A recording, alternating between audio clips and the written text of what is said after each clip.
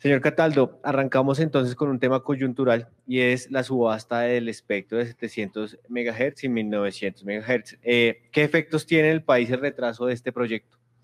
Bueno, buenos días y muchísimas gracias a la República por el espacio.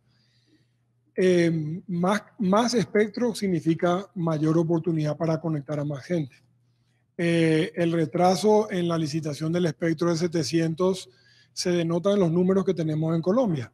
Si nosotros miramos la penetración de 4G de Colombia, hoy está 10% por debajo del promedio de Latinoamérica. Y le comparto otro número. A nosotros en Colombia nos tomó 45 meses llegar a 3 millones de usuarios en 4G. A Argentina le tomó 15 meses. Entonces, ciertamente tenemos un desfasaje, pero yo lo veo más como una oportunidad. Tenemos una oportunidad de seguir conectando a más colombianos. Hoy solo el 30% de los colombianos tenemos acceso a telefonía 4G. Entonces, la subasta del espectro de 700 es muy importante para seguir creciendo en conectividad y seguir conectando a más gente. Sobre el mismo tema, Vanessa Pérez, editora de Empresas, tiene una pregunta. Hace unos meses salió por medios de comunicación que bajo las condiciones de la subasta los operadores no participarían. Queríamos saber si se mantiene esa posición y si es así, cuáles son las razones para no participar. Nosotros desde Tigo UNE siempre hemos tenido 3 elementos por los cuales creíamos que la subasta debía ser revisada en sus condiciones. La primera, nosotros no tenemos bandas bajas y nuestros competidores tienen bandas bajas. Y el tope, en el negocio del espectro, hay un tope máximo de cantidad de espectro que yo puedo tener. El tope era de 30 MHz, nuestros competidores tenían 25 y nosotros tenemos 0.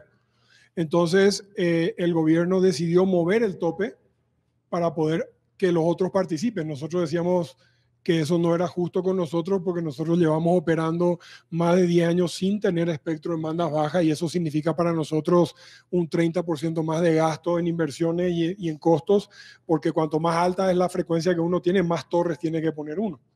En el 2014, cuando nos fusionamos entre Tigo y UNE, nosotros superamos el tope y el gobierno nos obligó a devolver el espectro, nos aplicó el tope. Pero ahorita para esta licitación, ese es el primer punto. El segundo punto es una condición preferencial para nosotros por ser entrantes en bandas bajas. Nosotros creemos que tenemos que tener un precio distinto, más barato, por no tener acceso a bandas bajas. Durante 10 años hemos tenido solamente bandas altas y hemos seguido pagando más costo de infraestructura cuando que eso no es justo para una empresa como nosotros que invierte. Y el tercer punto son las condiciones adicionales que pone el gobierno para el espectro. Si ustedes miran los últimos borradores de lanzamiento del espectro, decían que teníamos que poner Wi-Fi gratis, que teníamos que cubrir 3.000 zonas pequeñas y todo eso es costo adicional, lo cual para nosotros el tema del espectro es muy simple. ¿Cuánto vale el espectro calculado en base al crecimiento del país, el potencial de la tecnología, etcétera? Y dentro de ese dinero que nosotros le damos al gobierno, el gobierno puede tomar las decisiones de hacer de ese dinero una inversión social o lo que sea, pero no además de ese dinero hacernos gastar en otro dinero que encarece al espectro bastante. Si miramos en la licitación del espectro del 2013, del primer 4G que tuvimos que regalar tabletas. Eso nos encareció el espectro casi en un 30%. Y eso es a costo del inversionista que tenemos que repagar la inversión. Entonces, bajo esos 3 elementos, creemos que tienen que ser revisar. El primero, lastimosamente, el gobierno ya movió el tope, lo movió a 45, pero por lo menos las condiciones generales y el precio de entrantes para Tigo UNE creo que deben ser revisados. Para Tigo, entonces, ¿en cuánto se encarecería la licitación actual? Nos dice que el anterior fue 30%, ¿han calculado cuánto sería ese costo adicional? Pasa que todavía tenemos borradores, pero los borradores son bastante dicientes, digamos, cubrir 2.500 poblaciones que tienen 100, 200 familias, eso no repaga la inversión, porque una antena nueva puede costar $100,000, $120,000. Entonces, estamos hablando de cifras más o menos cercanas al 30, 40% nuevamente. Perfecto. Carlos Rodríguez, editor de Globo Economía, tiene otra pregunta. Le tengo 2 preguntas acerca del tema de regulación. La primera tiene que ver con el regulador convergente. ¿Qué impacto tiene que se haya retirado la ponencia para poder crear este regulador y por qué se necesita? Y la otra pregunta va relacionada con los impuestos, si hay que cobrárselos a las OTT. Recientemente se anunció que se les iba a cobrar a Netflix un IVA. ¿Este impuesto es suficiente como para equilibrar la balanza en este negocio? Con respecto al regulador convergente, primero sí creo que es necesario tener un regulador convergente. ¿Por qué? Porque el usuario es convergente, ¿sí? Aquí mientras estamos en la entrevista, algunos están mirando el partido de México en su celular, en vez de mirarlo en el televisor. Entonces, digamos que el usuario naturalmente ya es convergente. ¿Sí? La gente habla por Skype en el celular, ustedes que hacen entrevistas no llevan más grabadora, o sea, el ecosistema ha cambiado totalmente. Pero para nosotros, al no ser convergente regulatoriamente, tenemos un desafío importante, porque un regulador nos regula las telecomunicaciones, otro la televisión, pero la suma de dichas regulaciones para nosotros no da la suma que significaría una menor tasa de impuestos, una menor contribución en pos de una mayor inversión al usuario. Entonces sí queremos el regulador convergente. El retiro de la ponencia sí realmente nos atrasa el tener el regulador convergente. Entiendo que estamos en un cambio de un gobierno a otro, un nuevo Congreso llegando y todo eso ha tenido, digamos, una complejidad adicional, pero nosotros esperamos y he escuchado al presidente Iván Duque hablar del regulador convergente, por lo cual creo que estamos en sintonía con el nuevo gobierno de que se necesita un solo ente que regula nuestro ecosistema. Ahora, esa es con respecto al tema del regulador convergente. ¿Su otra pregunta, perdón? Los impuestos. Le voy a dar un ejemplo en el mundo de la televisión. La regulación actual de la televisión es pre-internet. No contempla en la regulación actores como Netflix o otros que existen en el mundo del video streaming. Entonces, ¿cómo funciona para nosotros que ofrecemos el servicio de televisión? Primero, tenemos que montar la infraestructura. Los OTT no montan ninguna infraestructura, usan la nuestra. Segundo, nosotros damos una contribución a la ANTV, en este caso, que es el ente que regula para el fondo de la televisión. En el caso nuestro es más o menos un 6-7% de la facturación bruta. Después de eso pagamos los impuestos, le cobramos el IVA a nuestro cliente. Entonces, cuando uno mira nuestra línea de ingresos y de costos comparados con las de un operador OTT, realmente es injusta la comparación. Yo no sé si la solución es que se le regule a ellos, pero lo que sí les aseguro es que a nosotros nos tienen que desregular y descomprimir para que nosotros podamos invertir.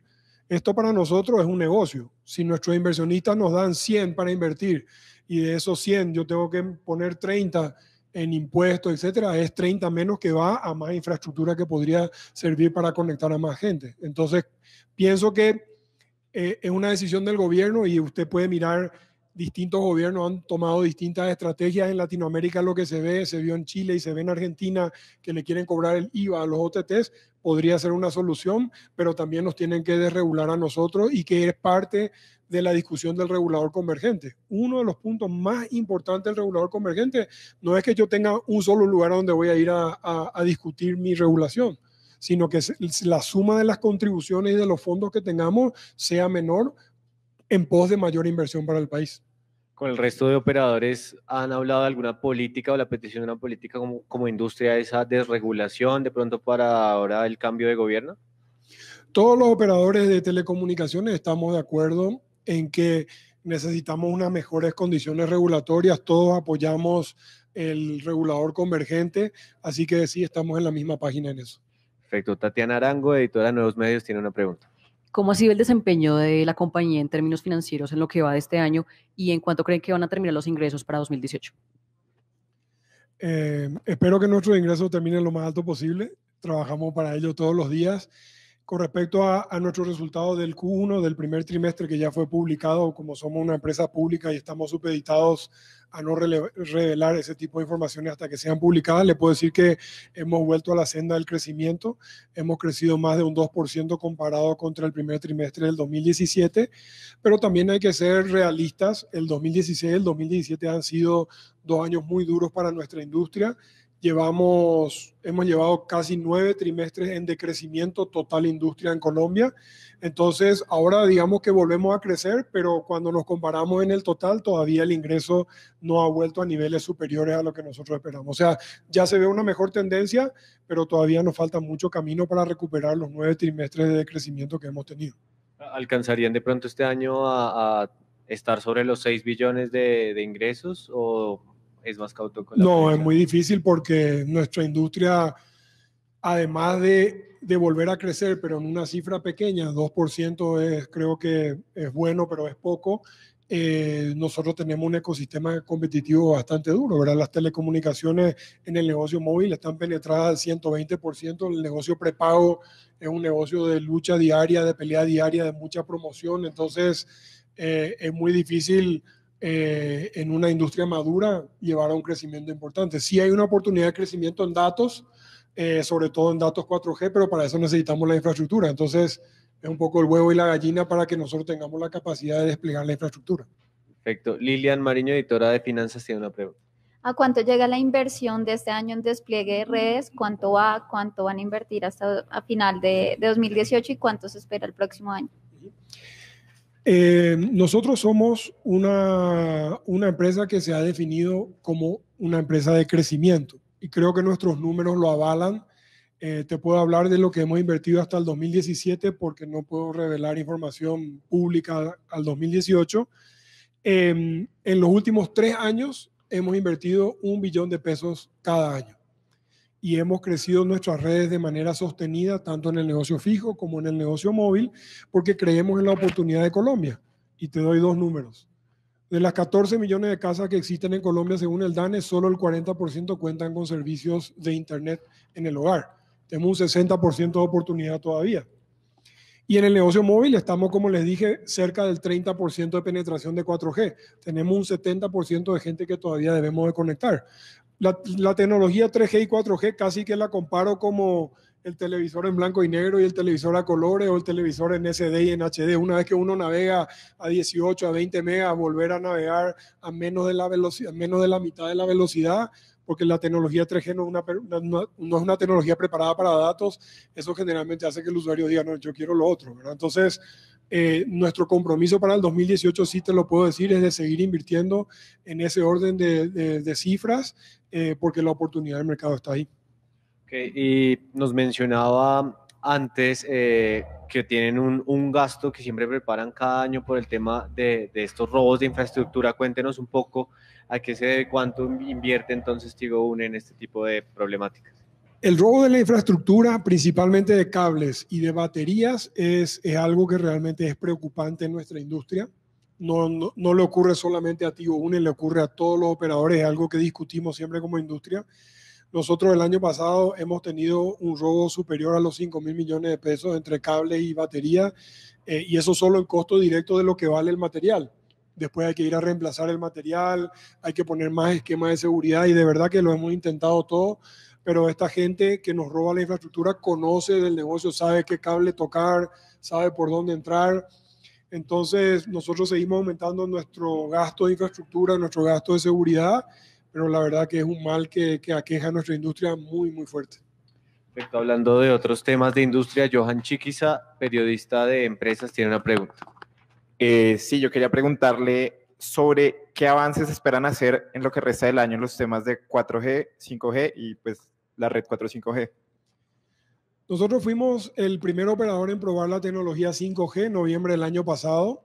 Fue una prueba técnica con 2 proveedores de tecnología para entender el impacto que esa tecnología va a tener en nuestra infraestructura. 5G va a cambiar el mundo y ya les hablo un poquito de eso. Con respecto a 4.5G, también fuimos el primer operador en lanzar 4.5G. 4.5G lo que hace es aumentar la velocidad del 4G. Es un 4G potenciado, si lo podemos llamar de una forma. Y eso tiene distintas técnicas. La técnica que nosotros estamos desarrollando es la de agregación de espectro. Esto es un poco técnico, pero funciona muy fácil. Yo tengo hoy 2 espectros, 1700 y 1900, y lo que yo hago con el 4.5G es darle al usuario la capacidad de juntar los 2 espectros, que es como tener una autopista más ancha, y eso me permite ir más rápido. Nosotros ya hemos lanzado las 9 zonas a las que nos comprometimos en Bogotá. zona de alto tráfico, la zona de los centros comerciales, la zona de las universidades, el centro financiero, Corferia, el Parque La 93, y ya hemos lanzado 6 zonas en Medellín, que también era el compromiso que teníamos antes de cerrar el primer trimestre. Para el segundo trimestre seguiremos ampliando la zona en esas 2 ciudades y ya llegaremos también a Barranquilla. Ahora, 5G. A 5G todavía le falta, como yo dije cuando hicimos las pruebas técnicas el año pasado, 5G es una tecnología que en el mundo se espera que comercialmente empiece en el 2019-2020, para lo cual para nosotros llegaría para el 21-22, creo yo, porque recuerden que para la tecnología 5G o para cualquier tecnología móvil se requieren 3 actores. El primero somos los operadores que desplegamos la infraestructura. El segundo son los que diseñan la tecnología, que son aquellos que definen los estándares sobre los cuales van a funcionar los teléfonos y todos los aplicativos. Y el tercero, que es el más importante, es el gobierno, porque para desarrollar 5G se necesita espectro, mucho más espectro porque se necesita mucho más capacidad. 5G nos da 20 o 30 veces más velocidad de lo que nos da 4G. Se hace en realidad todo lo que nosotros nos soñamos de telemedicina, de todas las informaciones transmitidas en línea. Entonces, y les doy un ejemplo numérico, un carro autónomo, ¿sí? Yendo a 100 kilómetros por hora. En la tecnología 4G, desde que el usuario pisa el freno hasta que toda la tecnología se mueve y reacciona al carro, pasaron 30 metros. En la tecnología 5G, 2,5 centímetros. Esa es la velocidad que tiene 5G, que da luz a muchísimos otros negocios, pero 5G también cambia la forma. Nosotros pensamos en el negocio de las telecomunicaciones móviles hoy con mi celular, mi smartwatch y una tableta. No, en 5G todo va a estar conectado.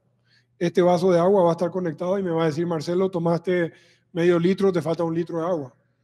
Nosotros, cada usuario va a tener 1000 dispositivos conectados en promedio. Hoy tenemos 3, 4 dispositivos conectados en promedio. Entonces, todo ese cambio tecnológico requiere de espectro, requiere de infraestructura, requiere de tecnología, y para eso todavía en Colombia nos falta mucho. Perfecto. La siguiente pregunta la tiene Sebastián Montes, periodista de Globo Economía. Presidente, ¿qué es lo que más usan los usuarios de Tigo Une? ¿Las llamadas o los mensajes de chats? ¿Y en qué proporción lo hacen?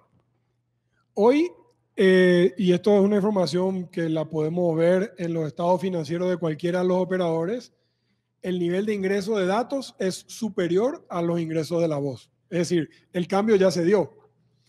Y obviamente las redes sociales están en el número 1 en el nivel de uso, ¿verdad?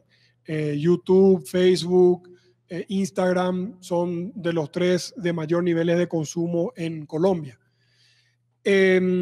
Cuando en el 2014, cuando se lanzó 4G, la voz tenía más ingresos, era como 55% del ingreso de los operadores, y hoy los datos ya son más o menos del 60%. Entonces, sí, ya los datos han superado a la voz. El desafío que nos pone a nosotros es en nuestros costos, porque la voz, digamos que ya está repagada dentro de la infraestructura que tenemos. Se ponen más antenas para más cobertura, pero las centrales telefónicas y los canales de comunicación ya están ahí. Pero cuanto más datos usa el usuario, más capacidad tenemos que comprar de internet al mundo, más capacidad se tiene que poner en los canales. O sea, el desafío para los operadores con el crecimiento de los datos en nuestra gestión de los costos es muy relevante. El usuario de Tigo, más o menos, ¿cuánto internet gasta entonces al mes y cuánto minutos o voz también consume? A nivel de datos, un usuario que está en 3G consume cerca de 1 giga, 1,5 gigas más o menos, y un usuario que está en 4G ya duplica o triplica su consumo dependiendo de qué nivel de usuario sea. Pero un usuario 4G fácilmente está en los 2.5, 3 gigas. Obviamente usted ve que hay planes de 1 giga y el usuario está bien, y hay planes de 15 gigas y al usuario le falta. Pero en un promedio de Colombia podemos decir que el usuario 4G duplica o triplica al consumo. ¿En el país? Eso es a nivel país, sí. Y a nivel de voz, digamos que no es que hay un aumento de consumo de voz, la voz ya está allí. El usuario colombiano consume entre 150 y 200 minutos de voz. Nuevamente ese es el promedio.